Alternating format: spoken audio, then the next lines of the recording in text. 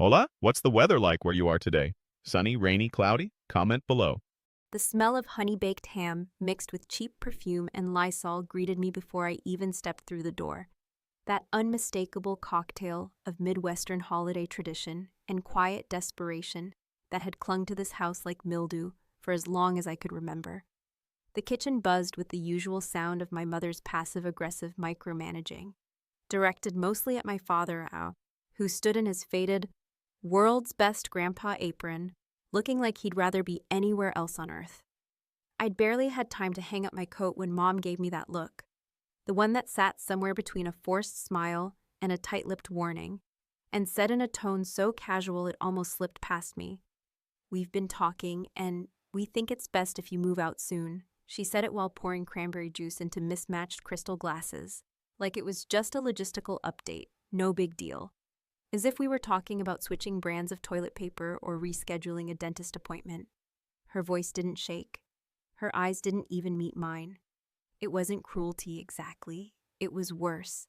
It was indifference, the kind that slices cleaner than any sharp word could. I didn't say anything right away. I just stood there for a second, like I'd misheard her, like maybe this was some twisted Easter joke. I'd spent the last 2 years living here, in the cramped guest room with the peeling wallpaper and the closet full of Mom's winter coats from the 90s, because I had nowhere else to go. After my divorce and the layoff that came just 2 weeks later, I'd come back like a wounded animal, tail tucked, hoping for a soft place to land.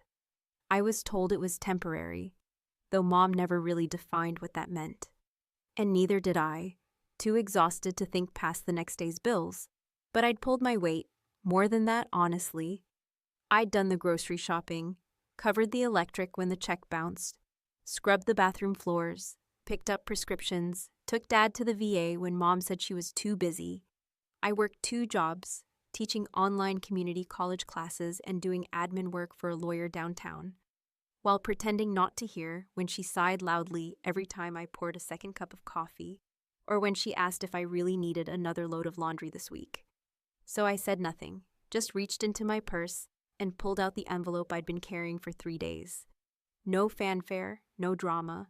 I slid it across the table, right next to the butter dish shaped like a lamb. Mom looked at it like I'd just handed her a parking ticket, her hand hovering, unsure if she even wanted to touch it. Eventually, she opened it, took a moment to process what she was reading. Her mouth moved, but no sound came out. There, in bold black letters across the top of the statement, were the words, "Mortgage paid in full, balance 0. I hadn't planned on handing it to her today. I had thought maybe I'd just leave it on the kitchen counter and walk out without saying anything. But then she opened her mouth, told me it was time I move out soon, like I was some sort of mildew she needed to scrub away. Her hands trembled just slightly as she turned the page over, scanning for some mistake, some clause, some error that would undo what she was seeing. I wanted to tell her that I'd paid off the final $12,000 in one lump sum last month after selling my car, that the part-time editing gig I'd picked up on weekends had quietly grown into something decent, that I'd made every single payment in secret, logged into their old mortgage account using Dad's birthday and the word Easter as the password, just like he always did. That every month, while they complained about their finances, I was quietly giving them the very stability they swore I took from them. But I didn't tell her any of that. I just nodded slowly, picked up my glass of watery wine, and said, "Okay, I'll move out." Then I took a sip and looked her dead in the eye for the first time in weeks. I didn't need to say anything else, because the truth sat right there on that thin sheet of paper, making her ears burn and her eyes flicker toward Dad, who was still clueless, slicing deviled eggs with surgical precision, pretending not to notice the sudden change in the air. Here's the part that might make you pause, the part that might twist your stomach the way mine twisted every time I tried to justify her behavior. Why didn't I just tell her? Why did I pay it all without saying a word? Why help someone who made me feel so damn small? Let me ask you something. Have you ever spent your whole life waiting for someone to thank you, and then one day realize they never will? That they don't know how, and maybe worse, they don't even see what you did as worthy of thanks? What would you do in that moment? Because I had a choice. Right then, I could lay everything out, explain the years of quiet giving, the hours I worked behind the scenes, or I could let that single piece of paper say everything for me. And that right there at the Easter brunch table, between the ham and the bitter cranberry sauce, is where I chose silence. Not because I didn't have something to say, but because I wanted her to feel the absence of explanation, the kind of absence I'd been choking on since I was 10. I watched her fold the paper too neatly, as if neatness could control what it meant. Her lips parted, maybe to thank me, maybe to ask why. But she said nothing, just smiled, like she was posing for a photo she didn't want to be in. And I kept eating. You'd think that at 45, having survived a failed marriage, a layoff, and more sleepless nights than I care to count, I'd have grown a thicker skin, one that could handle the slow, relentless pressure of living under someone else's roof, especially when that roof belonged to my own parents. But what no one tells you, at least not in the glossy self-help books or those cheerful divorce support groups, is that there's a particular kind of humiliation that comes with returning to your childhood home, not as a guest, not as a visitor, but as a last resort. A grown woman with 2 degrees and a resume full of forgotten achievements, reduced to tiptoeing past her mother's bedroom at night, like a teenager trying not to get caught sneaking snacks after midnight. It started, like these things often do, with a lie, a soft one, wrapped in a well-meaning tone. "Come stay with us, Julie," my mom had said, barely glancing up from her crossword. "Just until you get back on your feet. Of course we want you here." I should have known better. I should have heard the hesitation in her voice, the way her eyes lingered on the phrase, "just until," like it was a ticking clock already winding down. But I was tired, and I was scared, and I wanted to believe that maybe, just maybe, this would be the reset I needed, a temporary step backward on the way to something better. In the beginning, I played along with the unspoken rules of the house. I kept my belongings in neat piles in the guest room that still had the floral comforter from when Aunt Denise used to visit in the 90s. I wiped down the countertops religiously after every meal. I parked on the street instead of the driveway. I bought groceries, filled their gas tanks, and even started paying the utilities when Dad muttered something about how high the electric's gotten these days. I didn't say anything when Mom started adding little comments to our conversations. "You going to wear that to an interview?" Or maybe if you smiled more, you'd get hired faster, because I knew how to play the long game. Keep your head down, don't take the bait. Get out as soon as you can. But soon kept stretching. First, it was the divorce dragging out longer than expected. My ex-husband, Dave, who once swore he'd give me everything I needed to move forward, suddenly had amnesia when it came to the settlement. Then came the layoff from the publishing job I'd worked for over a decade, replaced by some fresh-out-of-college kid who knew how to make AI tools do in 10 minutes what used to take me 3 hours. By the time summer rolled around, I was juggling 4 different freelance gigs and substitute teaching at a local high school where the students looked through me like I was a substitute for relevance itself. Every month I contributed more, quietly, consistently, until I was covering not just the groceries and bills, but little things too. The plumber when the downstairs toilet backed up, the new washer when the old one died mid-cycle, the roof inspection. I never made a big deal out of it. I didn't expect applause. I just wanted some damn peace. A little gratitude wouldn't have hurt, sure, but I'd stopped holding my breath for that somewhere around Thanksgiving, when Mom asked me if I was going to bring that store-bought pie again, or maybe actually cook this year.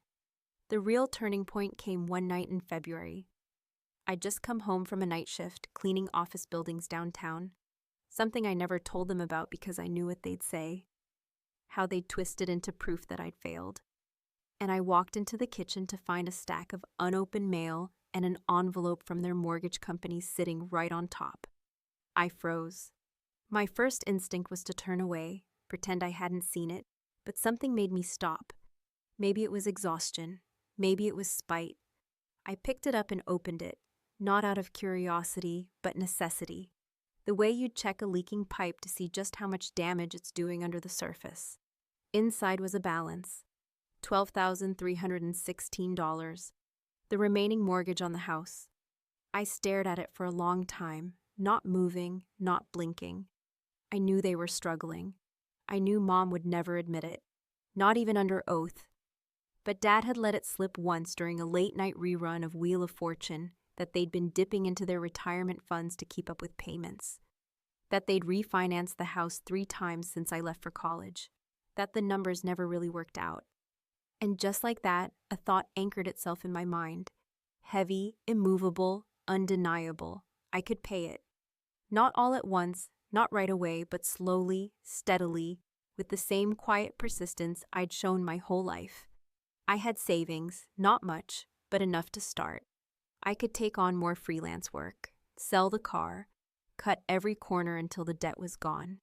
And maybe, just maybe, if I cleared that burden from their backs, they'd finally see me, not as the failure who came crawling home, but as the daughter who saved them when no one else could, or would. That night, lying awake in my childhood room, surrounded by trophies I never cared about and books I once loved, I made a plan. It was simple. Pay it off without telling them. Keep it secret. Keep it silent. Because if I told them, it would become about them. About how they raised me, about what I owed them. No, I needed it to be mine, my decision, my story. Of course, I knew even then that they'd find a way to ruin it, that they'd spin it into something selfish or strange, that Mom would make it about how I didn't ask permission, and Dad would nod and go back to his crossword. But I did it anyway, because I knew deep down that this wasn't just about a mortgage. It was about reclaiming something that had been taken from me slowly over the years, chipped away by every eye roll, every backhanded compliment, every disappointed glance. And if paying off their house was the only way to do that, then so be it. But I also knew this. The day they found out, it wouldn't be gratitude that filled the room. It would be shame. And shame, when it hits the kind of people who've built their lives on control, doesn't look like regret. It looks like silence. Growing up in the Harper household meant mastering the delicate art of being noticed just enough to avoid punishment, but never so much as to invite scrutiny, a balancing act that shaped me in ways I didn't fully understand until much later, when I began to realize that the craving for my mother's approval was not a phase of childhood, but a persistent echo that followed me well into adulthood, long after I should have learned to stop seeking something that was never really on offer. There was a kind of hierarchy in our family that was never stated outright, never written down or acknowledged openly, but it was always there, simmering beneath every conversation, every glance across the dinner table. Mike, the golden child, was the one who brought pride, who earned praise even when he failed, while I, the quieter, bookish younger sister, was the emotional afterthought, useful only when convenient and burdensome when not. My brother Mike, 5 years older and always too loud, too confident, too sure of himself, had been the sun around which our mother's world orbited for as long as I could remember. He was the type who could rack up credit card debt, lose jobs, forget birthdays, and still be described as just going through a rough patch. While I, despite graduating with honors, working steady jobs, and never once asking for help until everything fell apart, was still viewed as somehow disappointing, as though the simple fact of my existence came with a faint odor of failure. When I was 16 and brought home an award for a statewide writing competition, my mother barely glanced at it before asking if I planned to actually do anything useful with that. When Mike bought a used jet ski on a credit card at 27, she threw him a barbecue to celebrate his entrepreneurial spirit. This wasn't bitterness, though I'd be lying if I said I didn't taste it sometimes, but rather a slow, measured acceptance of my role within this unit. Less a daughter, more a placeholder, a backup plan, the one who could be leaned on when needed, but was otherwise expected to fade into the background. And so, over the years, I perfected the art of invisibility, of doing without needing, of giving without expecting. I learned how to make myself small enough to fit into whatever mold she needed at the time: caretaker, errand runner, buffer during fights with Dad, silent observer when Mike swooped in and disrupted the whole dynamic for the 5th time in a year. living under their roof again as an adult only sharpened the edges of those old patterns. I watched, sometimes with morbid fascination, as Mike continued to orbit in and out of their lives like a comet made of missed payments and half-baked business ideas. Every time he showed up, it was the same routine.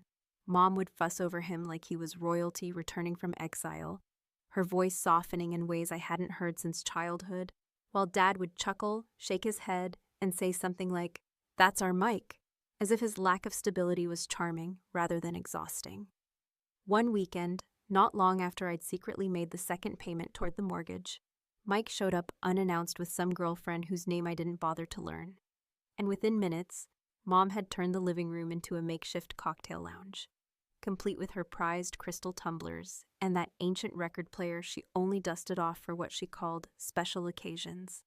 I stayed in the kitchen, scrubbing pans that didn't need scrubbing, listening to the way she laughed too hard at Mike's stories and cooed over his latest scheme, something about selling refurbished espresso machines to college dorms. That night, when they'd finally left and the house had quieted down to its usual buzz of the fridge and Dad's snores through the wall, I sat at the kitchen table staring at my notebook full of budgeting notes, side hustle schedules, and payment plans, and I felt something shift.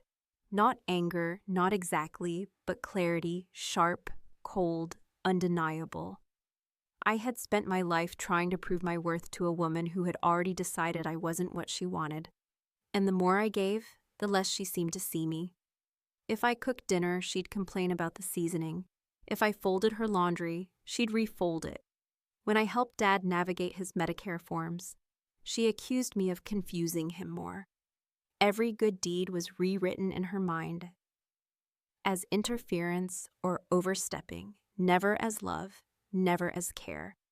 And still I kept going, not because I hoped for a reward, but because I needed something, closure maybe, or just the knowledge that I'd done everything I could before finally walking away.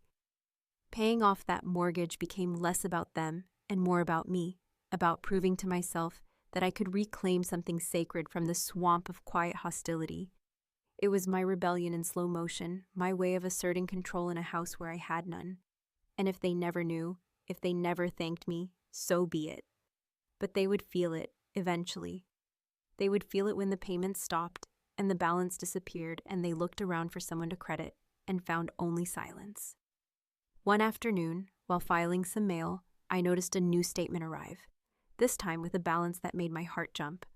I was halfway there. I had scraped together $6,000 over 4 months, working early mornings editing marketing copy for a client in Germany, and late nights proofreading dissertations for college students who paid in broken English and gratitude. I was running on caffeine and spite, but I was doing it. Then on a Tuesday, while driving home from a grocery run where I'd once again covered the cost of everything, I passed a car dealership and on impulse, pulled in. I'd been thinking about selling my car, trading it for something smaller, cheaper, anything that would free up more cash to accelerate the plan. The salesman tried to talk me out of it, told me I was being too hasty, that I'd regret downsizing, but I didn't care. I signed the papers that afternoon, walked away with a few thousand in my pocket, and caught the bus home with my groceries in my lap. Back in my room that night, I made the final calculations. If I kept going at this pace, I could pay the mortgage in full before Easter. It would be tight. I'd have to take every job I could, eat the cheapest food, wear threadbare clothes, and cancel what little social life I had left. But I could do it. And more than that, I wanted to, because for once, this was something they couldn't take from me. And when the time came, when that last payment cleared and the house was finally free and clear, I would have done it not as their daughter, not as their burden, not as their second choice child, but as the woman they never really knew. And maybe, just maybe, that would be enough. There's a particular kind of heaviness that settles into your bones when you carry a burden no one knows about, when you wake up each morning with the knowledge that everything you're doing, every decision you make, every dollar you earn, and every hour you sacrifice is going toward something no one asked for and no one will thank you for. And yet you do it anyway, Not because you're a saint or a martyr or any of those hollow titles people throw at women who endure too much in silence, but because somewhere deep down, buried beneath the years of rejection and dismissal, there still lives a flicker of belief that maybe, just maybe, your quiet work will one day speak louder than all their noise.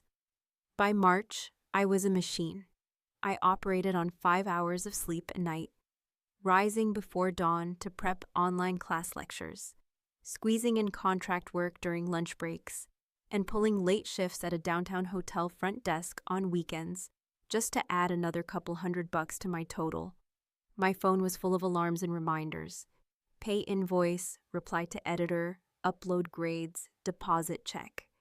My body ached constantly, my back stiff from too many hours hunched over a laptop in a stiff chair, my eyes dry from staring at screens, my shoulders tight with tension that no hot bath or aspirin could dissolve. And still I kept going. I had a number in mind, 12,316, and every day I chipped away at it, a few hundred here, a couple dozen there, watching the balance shrink while the emotional toll quietly ballooned inside me. I stopped buying anything that wasn't absolutely essential. My wardrobe became a rotation of 3 pairs of black pants and 2 cardigans, one of which had a hole in the cuff I never got around to fixing. My meals were cheap and repetitive. Peanut butter sandwiches, instant noodles, plain rice with frozen vegetables, because groceries were for them. And my money had a job. I canceled my streaming subscriptions, stopped answering texts from the 1 or 2 friends I still had left, and told myself this was temporary, that the sacrifice was worth it, that the end would come and I'd be free. But freedom, I was learning, doesn't arrive with fanfare. It doesn't knock on your door with balloons and confetti. It creeps in slowly, in moments so quiet you barely recognize them. Like the day I realized I no longer cared what Mom thought of me. Not really, not in the way I used to. Or the moment I saw Mike's name flash on her phone and didn't flinch, didn't brace myself for whatever chaos he was bringing this time. I began to detach. Not from the goal, but from the idea that their opinion of me mattered. It was liberating in the most subtle, unnerving way, like stepping into sunlight after years in the shade and realizing you no longer crave warmth from the people who always left you cold. One night, near the end of the month, I came home to find Mom in the living room, sipping tea and talking loudly on the phone with her sister, her voice cutting through the quiet like a knife as she explained with dramatic flair how Julie's still here, yes, and of course we're doing everything we can, but it's not easy having an adult child under your roof, especially one who never really found her footing. She said it like I wasn't even there, like I was some piece of furniture she was forced to rearrange but never really wanted. I didn't interrupt. I didn't storm in or confront her or demand an apology. I just walked past, up the stairs, and into my room, where the final payment confirmation from the bank sat printed on my desk, the ink still fresh, the numbers neatly aligned beneath that beautiful phrase, mortgage paid in full. I stared at the paper for a long time, not smiling, not crying, just existing with it, holding space for the enormity of what I'd done, even if no one else ever would. This house, this tired beige, too small house with the creaky stairs and the mismatched tiles in the kitchen, was now theirs, outright, because of me, because of the nights I didn't sleep, the meals I skipped, the time I gave without question, and they didn't know, not yet. I thought about telling them right then. March was ending, Easter was approaching, and part of me wanted to drop the paper in front of Mom during breakfast and watch her eyes widen, hear her choke on that sour coffee she drank from the same chipped mug every morning. But something stopped me, not hesitation, not doubt, but strategy. Timing mattered. I wanted her to feel it. I wanted her to sit with the knowledge in the precise moment she felt most comfortable, most in control. I wanted her to underestimate me one last time, so when the truth arrived, it would land like thunder on a sunny day. So I waited. I folded the paper carefully, slid it into a plain white envelope, and placed it in my drawer beneath a stack of utility bills I'd paid for her without thanks. I kept going like nothing had changed. I made dinner. I drove Dad to his eye appointment. I even laughed at one of Mike's stupid jokes over the phone when he called to ask if he could crash here for a few days around Easter because his latest business partner had totally screwed him over. They didn't see the difference in me, didn't notice how I no longer tried to please, how my silence wasn't submission anymore, but preparation. And in that silence, I found power, not the loud, dramatic kind people write memoirs about, but the slow-burning, deeply rooted kind that grows quietly in the dark and then one day bursts through the soil and changes everything. By the time Easter arrived, the house was spotless, the ham was in the oven, the table was set, and I was ready, not just to hand over the envelope, but to finally, irrevocably reclaim myself. Because this wasn't about money anymore. It was about dignity, and I was done begging for it. The morning of Easter arrived cloaked in the same forced cheerfulness it always did in the Harper household, with the scent of ham baking in the oven, mingling with lemon-scented furniture polish, and the distant drone of televised hymns echoing from the living room. All of it designed to present an image of calm, domestic holiness that didn't exist beneath the surface. The table had been set the night before, as it always was, white linen tablecloth, inherited porcelain dishes that only came out twice a year, and those ridiculous ceramic bunny napkin rings Mom insisted on using no matter how many times one of them cracked in storage. And I, like I had done for the past 2 years, moved through the kitchen with quiet efficiency, refilling glasses, adjusting plates, and pretending not to hear her sigh every time I passed her elbow or failed to anticipate her next request.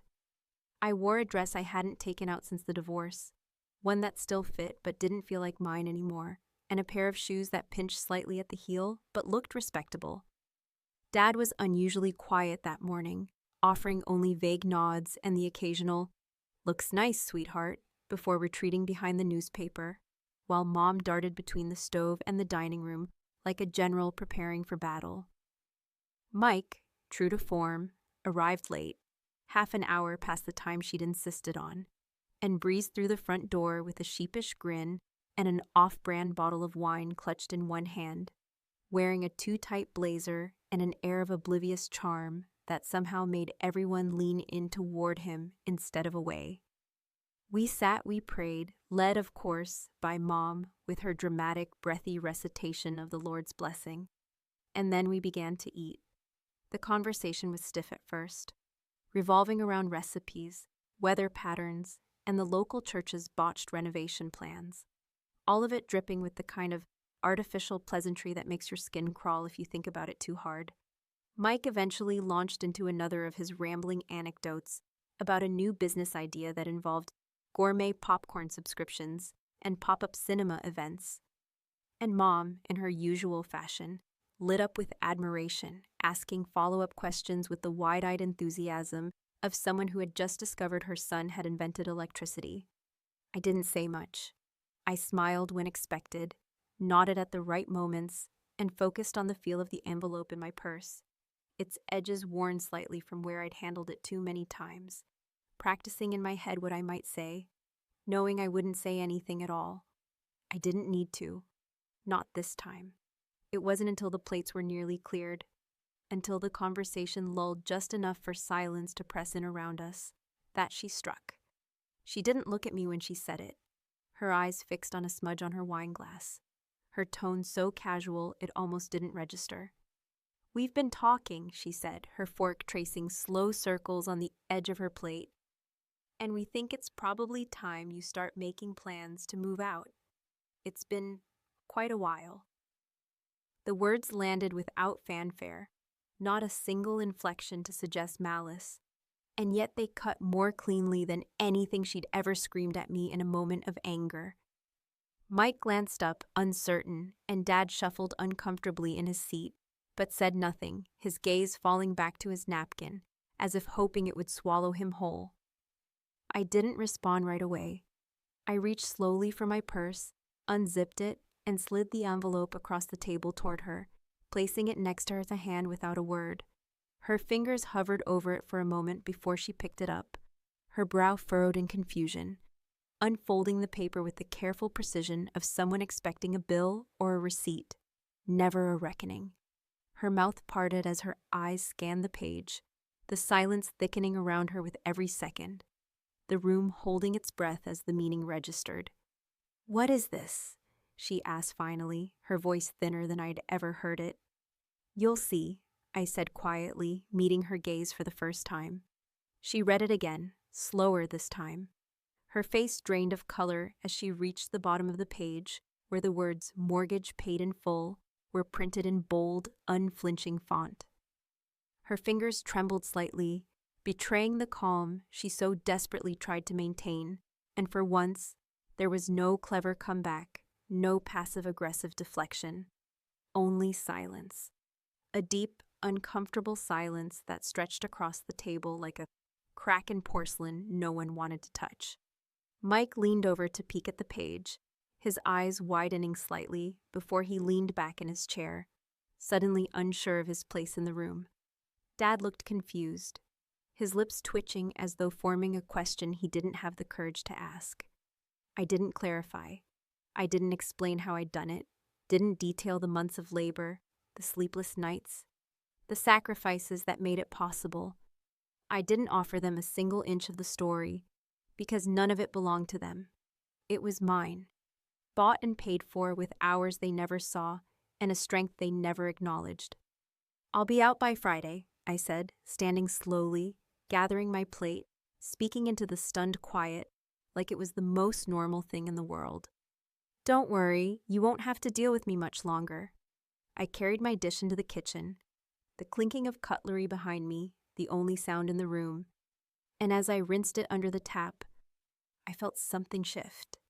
Not relief, not joy, but a strange hollow stillness, as though I'd finally placed the last brick on a wall I'd been building for years, not to protect myself from them, but to protect the part of me that was worth saving, the part that had fought so hard not to become bitter, the part that had refused to be erased. 3 days later, as promised, I moved out.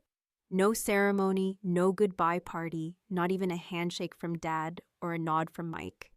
Just a quiet departure, a car packed with the few things I still claimed as mine, and a single voicemail from Mom that arrived 2 hours after I left, in which she said, "I don't know why you did this," followed by a long pause and the abrupt click of disconnection. A week after that, they received a notice from the bank confirming the title transfer, a legal adjustment I'd made months ago that named them as sole owners of the property with one stipulation. They couldn't sell it while I was alive. It wasn't petty, it was practical, it was a reminder, a boundary, a final act of defiance wrapped in legalese. Sometimes I wonder what she tells people now when they ask about me. If she paints herself as the victim of an ungrateful daughter, or if she tells the truth in quiet whispers she can't quite face. But mostly, I don't care, because the point was never the house. It was never about bricks or shingles or balance sheets. It was about being seen, about proving, even if only to myself, that I was not the sum of their neglect, not the shadow of a favored sibling, not the forever guest at a table where I never truly belonged.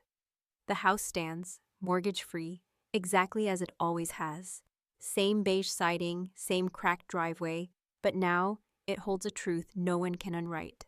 I paid for their freedom, and in doing so, I earned my own.